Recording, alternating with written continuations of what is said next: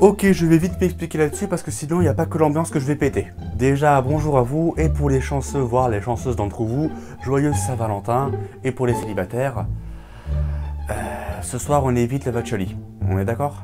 J'espère avoir un peu calmé le jeu. Bon, passons à la vidéo. Déjà notez que je ne parle que des films romantiques et non pas des films d'amour. La raison principale pour laquelle je n'aime pas les films romantiques, c'est parce que je ne sais pas draguer, hein, qu'on se le dise. Et j'ai la constante impression que ces films, en les regardant bien sûr, ne font que me mentir.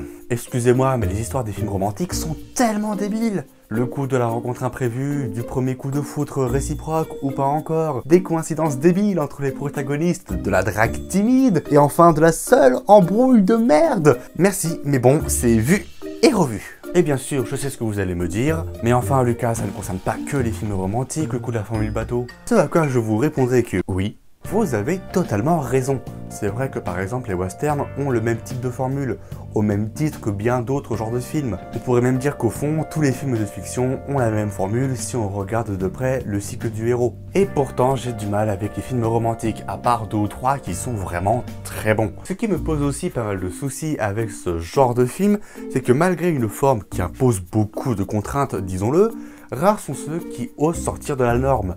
Rares sont ceux qui proposent autre chose que du romantique. L'histoire et les plans ne tournent que trop souvent autour de la construction du couple. Sérieusement. Bien sûr, cela ne concerne que mon avis, hein. Vous allez me dire que décidément, il y en a quand même pas mal des choses qui me saoulent avec les films romantiques. Et il y en a encore un. Si vous voulez qu'on parle d'images, on en parle de la saturation dégueulasse des images dans les films romantiques. Regardez-moi ça et osez me dire qu'on ne se croirait pas dans les années 40 devant un film Technicolor. Non mais sérieusement, c'est quoi le projet à part détruire tous les daltoniens du monde quoi, merde! Aidez-nous un peu quand même. Il y a aussi le montage qui me fait délirer. Ouais, c'est bien moi qui dis ça. Moi qui ne regarde jamais le montage. Je sais que vous avez un format très restreint d'environ 1h30 pour ne pas ennuyer le spectateur. Mais n'abusez pas des ellipses et des discours qui expliquent le scénario. Merde à la fin! Petite astuce d'ailleurs, hein. Faites des histoires moins longues pour que le scénario et la caméra puissent s'entendre. Les pauvres ils sont en divorce quoi, merde, c'est dommage. Après, j'insiste vraiment là-dessus, ça ne reste que mon avis sur les films romantiques. Et puis je reconnais qu'il y a quand même quelques bons films d'amour. Genre si vous êtes en couple, ce soir, matez Love Actually. Ou encore Amélie Poulain, de très bons films romantiques. Et puis, bah, si vous êtes célibataire, pas de soucis. Ce soir, vous matez La Forme de l'eau ou encore Moulin Rouge, ce sont de très bons films. Et puis, pour tout le monde, bon bah, bonne séance de cinéma, hein.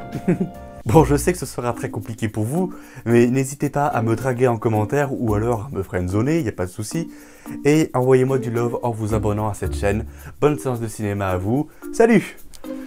Et moi, je vais aller me mater un bon film de...